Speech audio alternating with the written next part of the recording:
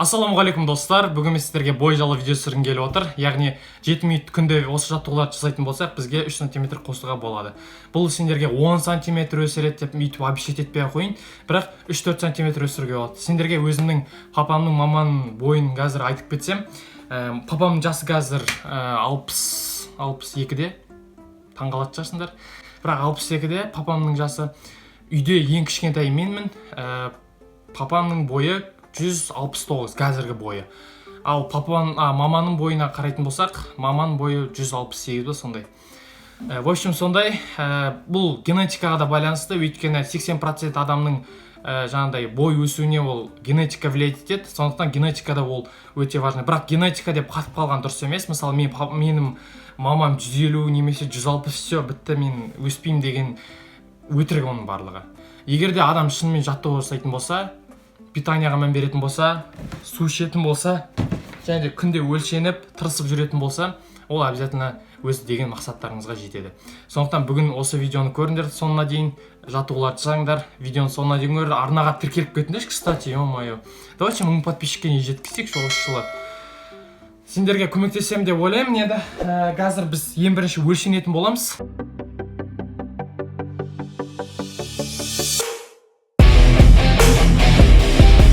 В общем, достар, қазір мен сендерге бойымды өлшеп көрсететін боламын. Неше сантиметр болады. Просто алдамау үшін әдейі алыстан түсіріп отырмын камераны.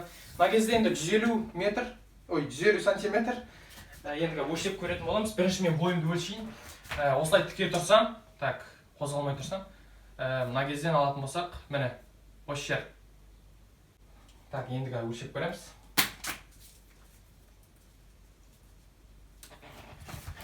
Так, мына кезге енді 150 сантиметр кетеді. Мына кезден 142, я дұрыс. 142, сонда 142-ке 50 қосқанда 192 болып шығып тұр. Ровно 192 сантиметр бойым. Қазір біз ровно нетеміз, жаттығуларды жасаймыз, одан кейін ең соңғы видеоның соңына қарай бойымызды өлшейтін боламыз. Қанша сантиметр қосылды. Сондықтан сендер лайк басып қойыңдар, арнаға тіркеліңдер, обязательно тіркеліп қойыңдар. Осындай видеолар күткілерің келсе, все, давайте комментарийға жазып кетейік. Кеттік онда.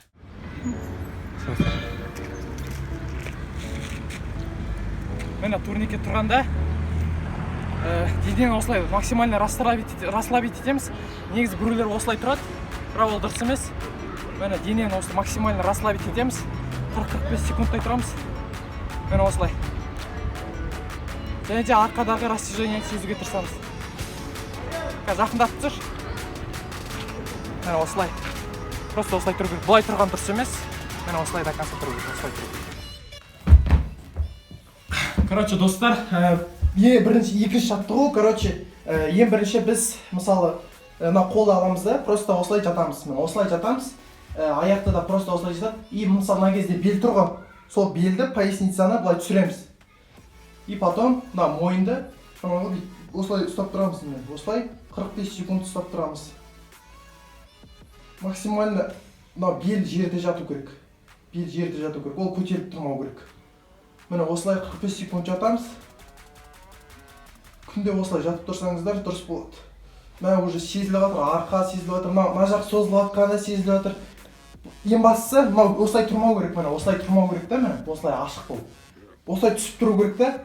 Міне просто осылай 45 секунд жатасыздар. Біздің екінші жаттығуымыз ол, мысалы, жаңағында айтқандай жатамыз. Нан аламыз да, аяқты аламыз, көтереміз. Міне осылай тұру керек. И басымызды осылай жаңағы айтқандай, бел жерде жату керек. Ол бұлай тұрмау керек. Сондықтан міне аяқты осылай көтереміз да, осылай ұстап тұрамыз. 20 секунд ұстаймыз. Сезіліп жатыр.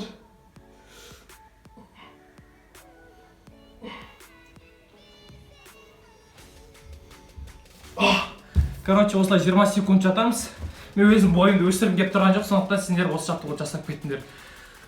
Арқа кәдімгі сезіліп жатыр, еще андай мойында растяжение болып жатыр кәдімгі. Достар, мен сендерге енді 3-4 жаттығуды көрсетіп кетейін.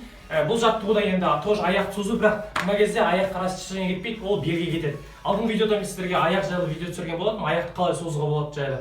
Енді бүгін белді созатын боламыз, поясница деген жерді.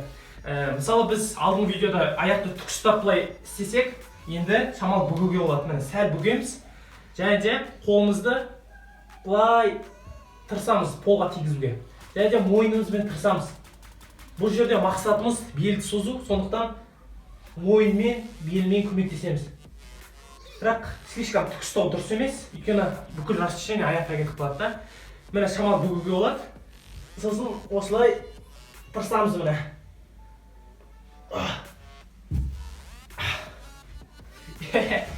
Осылай үшінші жаттығуды жасап кетіңіздер.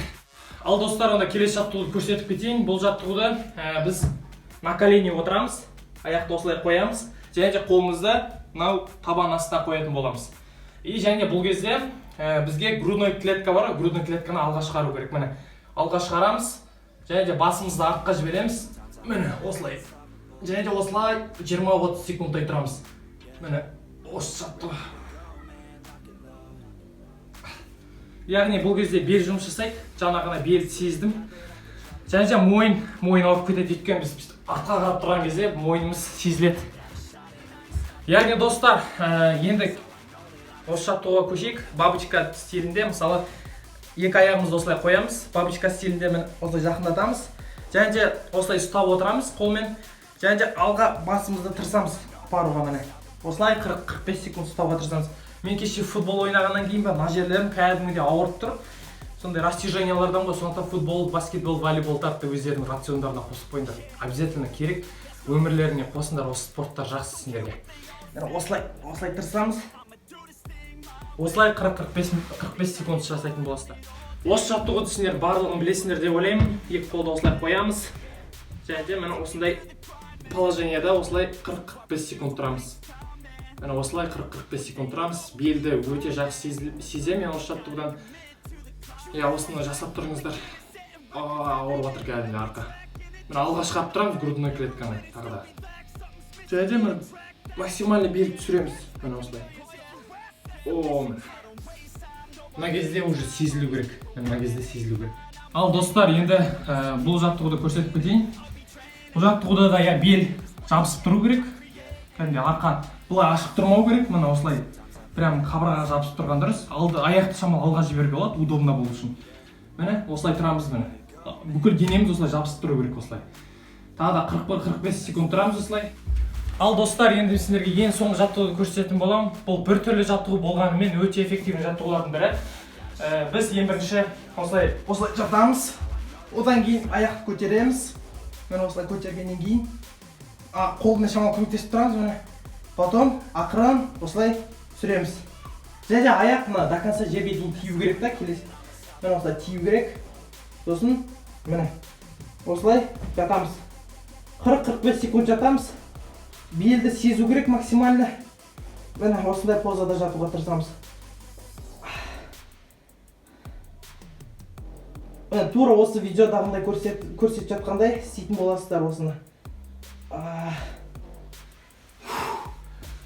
Все, найс. Ал достар, енді біз қазір бойды өлшейтін боламыз. Қазір аналдың видеода 192 болған, жаңа ең бірінші неде өлшегендей. Қазір енді өлшеп көреміз. Так, қазір өлшейміз. Мына кезге дейін өлшейік бірінші. Өйткені бұл 150 сантиметрлік па. Так, мына кезге дейін 150. Так, мына жерден 150. И ары қарай. Так, мен бойымды өлшейік. Қазіргі бойым менің. Бірінші сызып алайын, кстати. Так, мен бойым мен осындай. Так, мына кез өлшейтін болсақ, міне. Осы кез. Мына кезден өлшейміз. Мына кезде міне белдік қойын. Так, мына бағана өлшегенбіз, міне. Қазір енді өлшейміз. Мә өскен сияқты, өйткені кәдімгі разницасы білініп тұр. Сендер үшін ғой, достар. Так, мына кезге дейін 150. Мына кезге дейін 150 сантиметр болады. Опа. 150. Мына кезге дейін. Так. 150-ге қосамыз. 44. Достар, 2 сантиметр қосылыпты. 2 сантиметр қосылыпты, қазір сендерге көрсетсем. Міне, камерадан көрініп тұрма білмеймін. мынау бағана сызғанымыз ең біріншісінде. Мынау енді жаңағы енді сызып жатқанымыз. Көрдіңдер ме? Разницасы міне 2 см. Міне, көрдіңдер ме? Бағана сызғанымыз, енді сызғанымыз. Блин, мынау кете ме? Короче, осы. Ал достар, осы видео аяқталды. Мен жамандай терліп кеттім. Сонда сіздерге совет айтатыным, генетикаға байланысты 80% генетикадан тұрады. Сен папам, маман ұзын болмаса, сен қатты ұзын болмау мүмкінсің. Бірақ осы жаттығулар арқылы сендер 5 см, 6 см қосып алады бір айда. Газдың өзінде 2 см болды. Сосын сендерге айтып кететінім, таңертең мысалы біз бойымызды өлшейтін болсақ 2 см ұзын болып тұрамыз. 2 см 3 см-ге. И потом кешке қарай уже позвоночник отыра бастағаннан кейін біздің бойымыз өзіміздің қалпына келуі мүмкін да.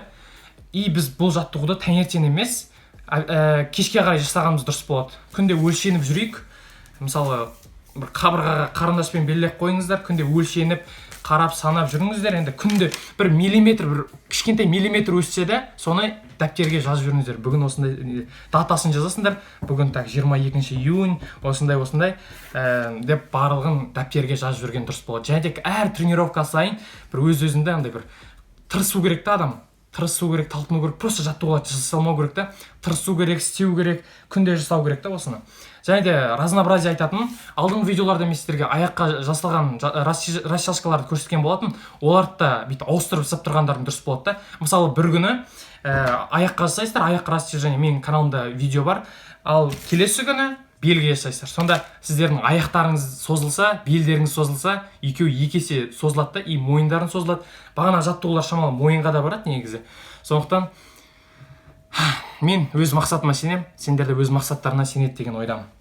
Су ішейік, полезный тамақ жейік, KFC, мифсиларыңды қойыңдар, майлы тамақтар жемеуге тырысыңдар, фрукты жеңдер, овощи жеңдер. Сонда барлығы жақсы болады. Осы видео ұнады деген ойдамын. Подписаться етіңіздер, арнаға тіркеліңіздер. Онда давайте.